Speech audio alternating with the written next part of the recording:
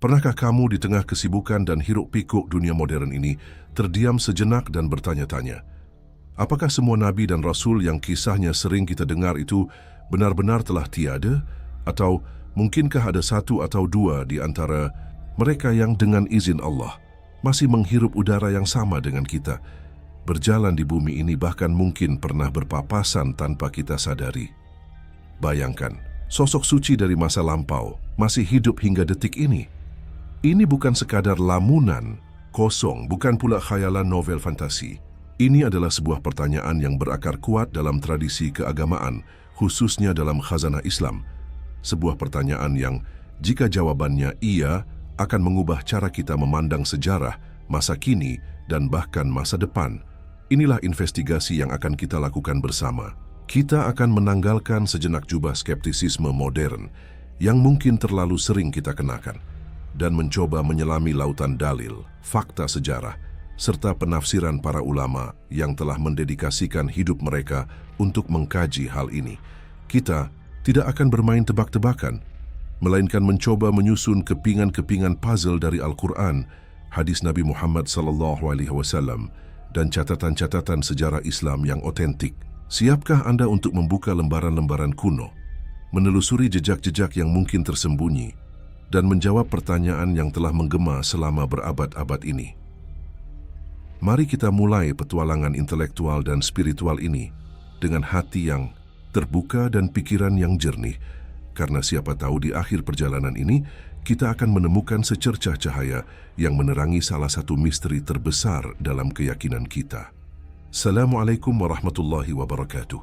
Segala puji bagi Allah Subhanahu wa Ta'ala, Tuhan semesta alam, yang telah memberikan hidayah dan petunjuknya kepada umat Muhammad sallallahu alaihi wasallam. Syalawat dan salam senantiasa tercurah kepada Nabi besar kita, Muhammad sallallahu alaihi wasallam, yang telah membawa umat manusia keluar dari kegelapan menuju cahaya Islam yang penuh berkah. Semoga kita semua selalu berada dalam lindungannya dan diberikan kekuatan untuk menjalankan ajarannya dengan sebaik-baiknya. Bagian 1, Panggung Para Nabi dan Pertanyaan Abadi, sebuah prolog. Investigasi keberadaan para utusan di era modern. Sebelum kita melangkah lebih jauh untuk menjawab pertanyaan inti, sangat penting bagi kita untuk memiliki pemahaman yang kokoh tentang siapa sebenarnya para nabi dan rasul itu dalam perspektif Islam. Mereka bukanlah sekadar tokoh-tokoh legendaris atau pahlawan mitologi. Dalam Islam, nabi dan rasul adalah manusia-manusia pilihan Allah Subhanahu wa Ta'ala yang diberi tugas mulia untuk menyampaikan wahyu dan petunjuknya kepada umat manusia. Mereka adalah mercusuar peradaban, pembawa cahaya di tengah kegelapan jahiliyah, dan teladan paripurna dalam segala aspek kehidupan. Secara umum, seorang nabi adalah laki-laki merdeka yang menerima wahyu dari Allah Subhanahu wa Ta'ala untuk dirinya sendiri, namun tidak diwajibkan untuk menyampaikannya kepada suatu kaum atau umat tertentu, meskipun ia bisa saja menyampaikannya jika kondisi memungkinkan. Wahyu yang diterimanya bisa berupa peneguhan syariat Nabi sebelumnya atau ajaran baru yang spesifik untuk dirinya. Sementara itu, seorang rasul adalah laki-laki merdeka yang menerima wahyu dari Allah Subhanahu wa Ta'ala berupa syariat baru atau penyempurnaan syariat sebelumnya, dan ia diwajibkan untuk menyampaikan risalah tersebut kepada umatnya. Dengan kata lain, setiap rasul pasti seorang nabi, tetapi tidak setiap nabi adalah seorang rasul. Para rasul memiliki tanggung jawab yang lebih besar dan seringkali menghadapi tantangan yang lebih berat dari kaum yang menentangnya. Dalam Al-Quran, Allah Subhanahu wa Ta'ala menyebutkan bahwa Dia telah mengutus nabi dan rasul kepada setiap umat. Firman-Nya dalam surah An-Nahl ayat 36, "Dan sungguhnya kami telah mengutus rasul pada tiap-tiap umat untuk menyerukan, sembahlah Allah saja dan jauhilah thaghut itu." Jumlah nabi dan rasul yang diutus oleh Allah Subhanahu wa Ta'ala sangatlah banyak. Dalam sebuah hadis yang diriwayatkan oleh Imam Ahmad dari Abu Zar Al-Ghifari radhiyallahu anhu, ia bertanya kepada Rasulullah sallallahu alaihi wasallam tentang jumlah para nabi. Rasulullah sallallahu alaihi wasallam menjawab, jumlah para nabi itu adalah 124.000 orang. Di antara mereka yang tergolong rasul sebanyak 313 orang, suatu jumlah yang besar. Hajar Ahmad Ibnu Hibban, status hadis ini diperselisihkan sebagian ulama mengenai kesyahihannya, namun diterima sebagai gambaran umum. Meskipun jumlahnya begitu banyak, Al-Quran hanya menyebutkan nama 25 nabi dan rasul yang wajib kita imani secara spesifik, mulai dari Nabi Adam AS sebagai manusia dan nabi pertama, hingga Nabi Muhammad SAW sebagai nabi dan rasul terakhir. Tugas utama para nabi dan rasul tanpa terkecuali adalah menyerukan tauhid, yaitu mengesahkan Allah Subhanahu wa Ta'ala dalam ibadah dan menolak segala bentuk kemusyrikan. Mereka juga diutus untuk mengajarkan akhlak mulia, memberikan kabar gembira, pahala, dan surga bagi yang taat, dan peringatan siksa dan neraka bagi yang durhaka, serta menegakkan keadilan di muka bumi. Kisah-kisah mereka yang termaktub dalam Al-Quran dan hadis bukan sekadar cerita pengantar tidur, melainkan penuh dengan ibrah, pelajaran, hikmah dan pedoman hidup.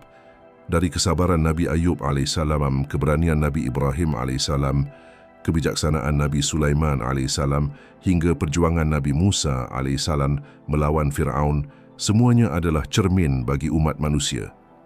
Keimanan kepada para nabi dan rasul adalah salah satu dari 6 rukun iman dalam Islam. Seorang Muslim wajib mengimani semua nabi dan rasul yang diutus oleh Allah, tanpa membeda-bedakan mereka dalam hal keimanan terhadap kenabian mereka. Allah berfirman dalam surah Al-Baqarah ayat 245, Rasul telah beriman kepada Al-Quran yang diturunkan kepadanya dari Tuhannya. Demikian pula orang-orang yang beriman. Semuanya beriman kepada Allah, malaikat-malaikatnya, kitab-kitabnya, dan rasul-rasulnya. Mereka mengatakan, kami tidak membeda-bedakan antara seseorang pun dengan yang lain dari rasul-rasulnya. Dengan memahami kedudukan dan peran sentral para nabi dan rasul ini, kita dapat lebih menghargai signifikansi pertanyaan tentang kemungkinan adanya nabi yang masih hidup. Jika memang ada, maka keberadaannya bukanlah hal sepele, melainkan sebuah fenomena luar biasa yang memiliki implikasi teologis dan spiritual yang mendalam. Mereka adalah pilar-pilar agama, dan setiap informasi mengenai mereka, termasuk status kehidupan mereka, menjadi sangat penting untuk dikaji.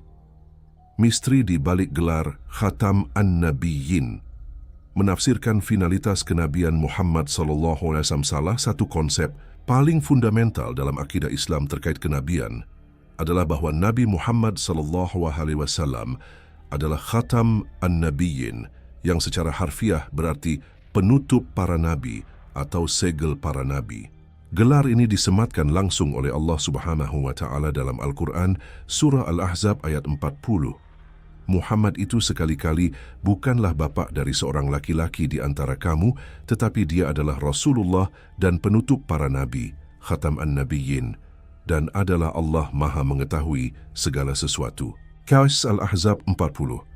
Ayat ini menjadi landasan utama bagi keyakinan umat Islam bahwa tidak akan ada nabi baru lagi setelah Nabi Muhammad SAW yang membawa syariat baru atau mengklaim menerima wahyu kenabian.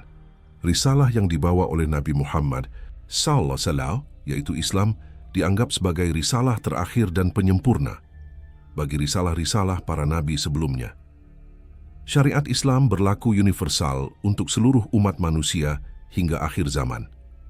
Makna khatam dalam bahasa Arab bisa berarti cincin yang sering digunakan sebagai stempel atau segel, atau yang terakhir dari sesuatu. Para ulama tafsir sepakat bahwa dalam konteks ayat ini, Khatam An-Nabiyyin mengandung kedua makna tersebut. Sebagai segel, kenabian Nabi Muhammad SAW menyegel atau mengesahkan kenabian para nabi sebelumnya. Keberadaan beliau menjadi penutup yang mengunci daftar para nabi, sehingga tidak ada lagi lowongan untuk nabi baru. Sebagai yang terakhir, beliau adalah nabi terakhir yang diutus oleh Allah Subhanahu wa Ta'ala. Setelah beliau, pintu kenabian telah ditutup rapat. Implikasi dari konsep Khatam An-Nabiyyin ini sangatlah luas. Tidak ada nabi baru. Siapapun yang mengklaim sebagai nabi setelah Nabi Muhammad SAW dengan membawa syariat baru atau mengaku menerima wahyu kenabian adalah pendusta dan klaimnya batil. Sejarah mencatat beberapa individu yang mencoba mengklaim kenabian pasca Rasulullah SAW dan semuanya dianggap sebagai nabi palsu oleh mayoritas umat Islam. Tidak ada syariat baru. Syariat Islam yang dibawa Nabi Muhammad SAW adalah syariat yang final dan paripurna. Tidak akan ada lagi hukum atau ajaran ilahi baru yang akan menggantikan atau melengkapi syariat Islam. Kesempurnaan ajaran Islam. Sebagai risalah penutup, Islam membawa ajaran yang komprehensif, mencakup seluruh aspek kehidupan manusia, baik spiritual, moral, sosial, ekonomi maupun politik. Nah, disinilah letak titik kritis dari investigasi kita. Jika Nabi Muhammad SAW adalah penutup para nabi, apakah ini secara otomatis berarti semua nabi yang pernah diutus sebelum beliau, tanpa terkecuali, sudah pasti wafat dan tidak ada lagi yang masih hidup hingga saat ini? Atau, apakah makna penutup ini lebih spesifik merujuk pada tidak adanya kemunculan nabi baru setelah beliau? Namun tidak menafikan kemungkinan bahwa seorang nabi dari masa lalu yang telah diutus sebelum beliau masih diberi kehidupan oleh Allah Subhanahu wa Ta'ala. Ini adalah nuansa yang sangat penting. Mayoritas ulama memahami bahwa Khatam an-Nabiyyin berarti tidak ada lagi pengangkatan nabi baru. Namun, ini tidak serta-merta menutup pintu bagi kemungkinan adanya nabi dari umat terdahulu yang masih hidup atas izin Allah. Isu ini menjadi sangat relevan ketika kita membahas dua sosok spesifik yang akan menjadi fokus utama kita di bagian-bagian selanjutnya. Pertanyaan, apakah masih ada nabi yang hidup, harus dipahami dalam konteks ini. Bukan mencari nabi baru, melainkan menginvestigasi apakah ada di antara nabi-nabi yang telah diutus di masa lampau yang masih melanjutkan kehidupannya hingga kini. Jika ada, bagaimana statusnya? Apakah ia masih berfungsi sebagai nabi dengan membawa ajaran, ataukah kehidupannya memiliki tujuan lain yang telah ditetapkan Allah? Para ulama telah membahas ini dengan sangat detail.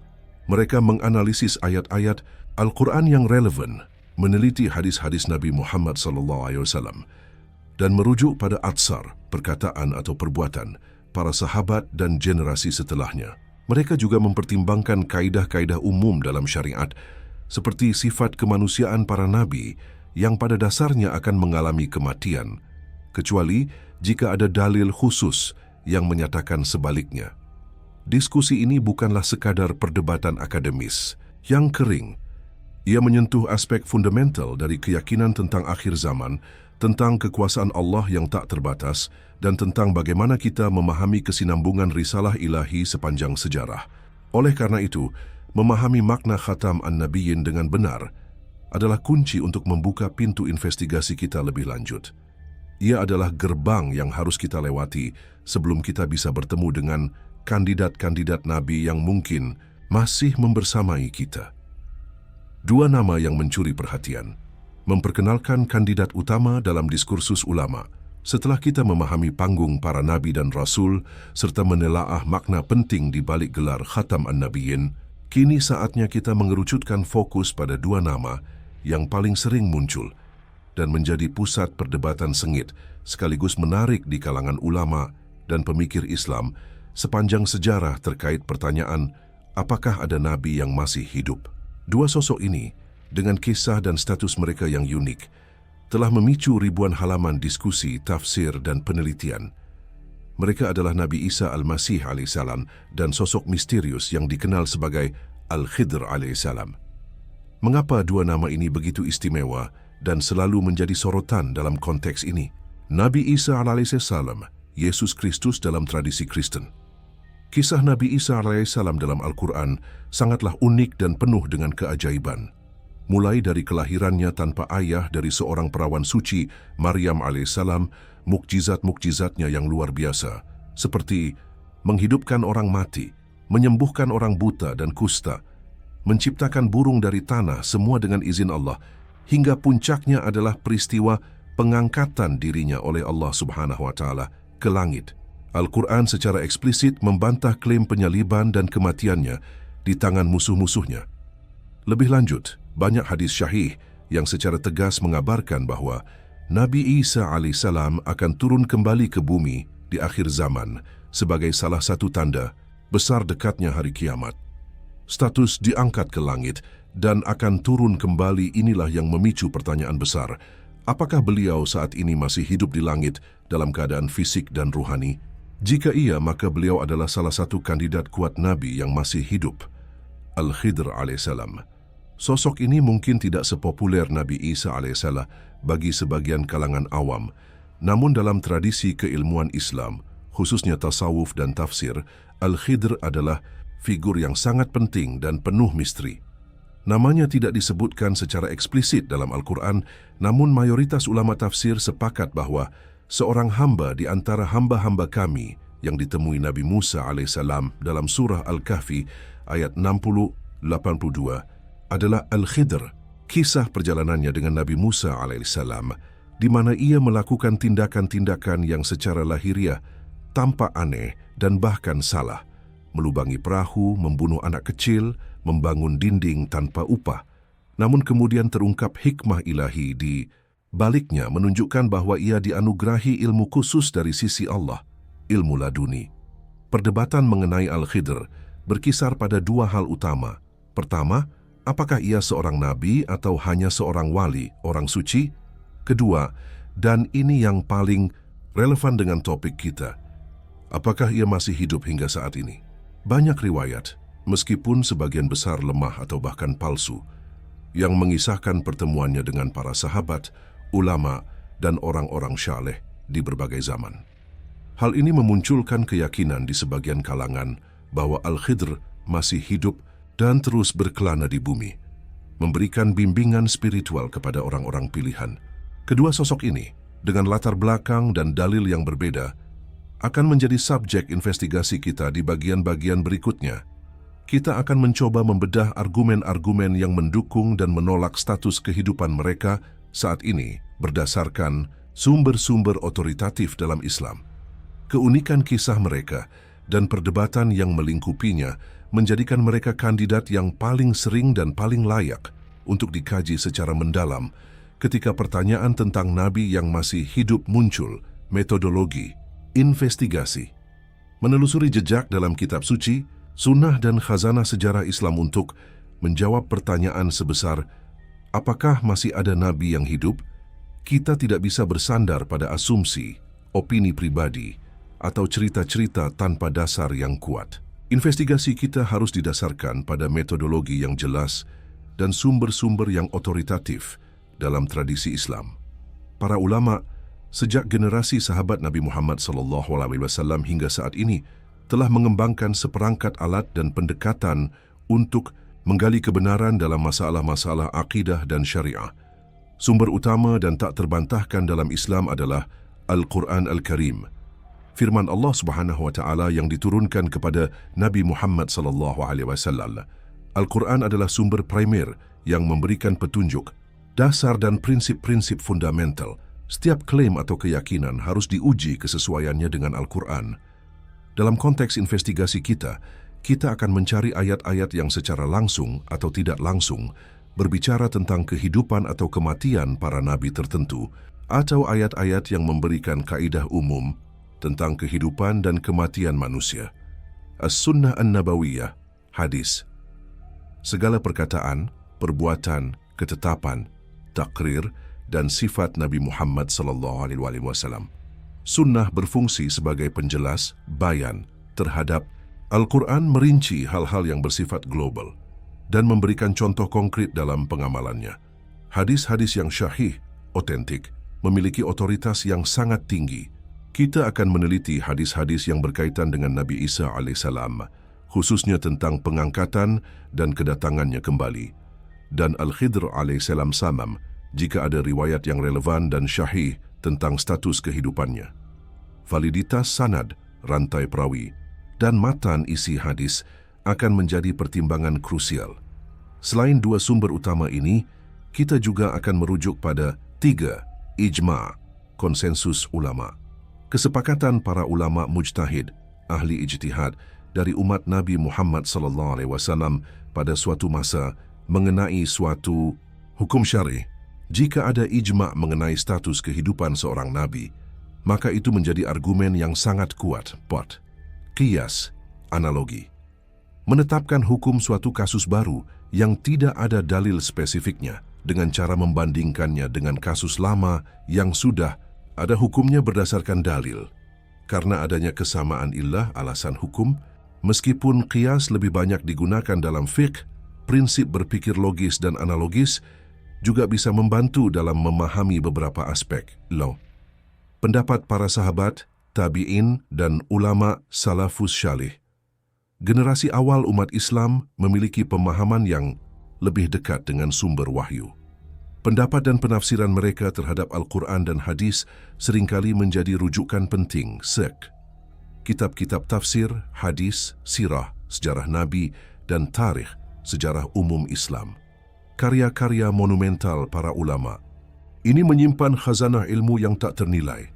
Kitab-kitab seperti Tafsir Ats-Tabari, Ibnu Katsir Al-Qurtubi, Syahih Bukhari, Syahih Muslim, Sirah Ibnu Ishaq, Ibnu Hisham, Tarikh Ats-Tabari, Ibnu Al-Atsir dan lainnya akan menjadi sumber referensi kita untuk melihat bagaimana para ulama terdahulu membahas isu ini.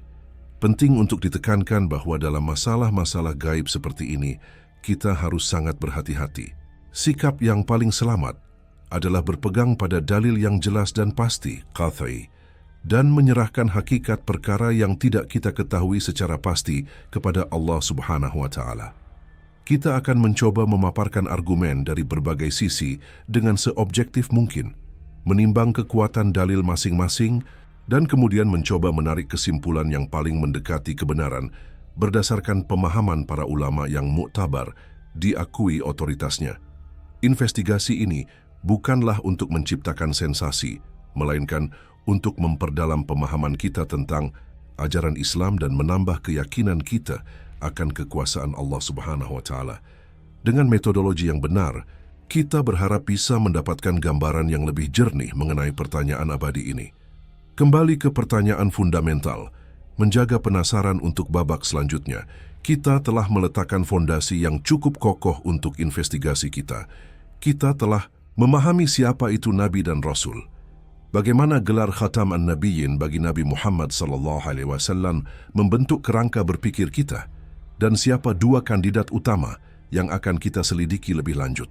Kita juga telah menetapkan metodologi yang akan kita gunakan, bersandar pada sumber-sumber otoritatif dalam Islam. Kini, pertanyaan fundamental itu kembali menggema dengan lebih kuat. Apakah benar-benar masih ada Nabi yang masih hidup hingga saat ini? Panggung telah disiapkan. Dua nama besar Nabi Isa AS dan Al-Khidr AS menunggu untuk kita kaji lebih dalam. Masing-masing memiliki kisah dan argumen yang unik. Di bagian-bagian selanjutnya, kita akan membedah satu persatu, menelusuri dalil-dalil dari Al-Quran dan hadis, serta pandangan para ulama mengenai status kehidupan mereka. Bersiaplah untuk menyelami detail yang lebih menakjubkan, perdebatan yang lebih mendalam, dan mungkin jawaban yang akan membuat kita semakin takjub akan rencana Allah Subhanahu wa Ta'ala yang Maha Agung. Jaga rasa penasaran Anda, karena petualangan kita baru saja dimulai. Oke, kita lanjutkan petualangan kita. Setelah meletakkan dasar pemahaman di bagian 1, kini saatnya kita menyelam lebih dalam untuk menginvestigasi kandidat pertama kita, sosok yang namanya begitu agung dan kisahnya begitu fenomenal, Nabi Isa Al-Masih alaihissalam. Siapkan diri Anda, karena kita akan menjelajahi ayat-ayat suci, hadis-hadis mulia, dan pandangan para cendekiawan Islam untuk mengungkap status kehidupan Sang Ruhullah ini di bagian kedua. Pastikan untuk subscribe dan nyalakan lonceng notifikasi, supaya Anda mendapatkan kabar terbaru dari lanjutan video ini. Terima kasih. Allahumma inni a'udzubika minan usyirika bika syai'an wa ana a'lam, wa astaghfiruka lima la a'lam. Innaka anta allamul ghuyub. Artinya, ya Allah, aku berlindung kepadamu dari menyekutukanmu dengan sesuatu secara sadar, dan aku memohon ampun atas apa yang tidak kusadari. Sesungguhnya Engkau Maha mengetahui segala yang gaib. Pernyataan semua rangkaian gambar di cerita ini sepenuhnya adalah ilustrasi belaka, bukan gambar asli termasuk tokoh yang ada di dalamnya. Semoga kisah ini dapat menjadi pengingat untuk menjaga keimanan dan menghindari niat buruk dalam hati. Terima kasih telah mendengarkan cerita ini. Jika Anda menikmati cerita ini, Jangan lupa untuk meninggalkan komentar, like, dan subscribe. Sampai jumpa di cerita menarik berikutnya. Wassalamualaikum warahmatullahi wabarakatuh.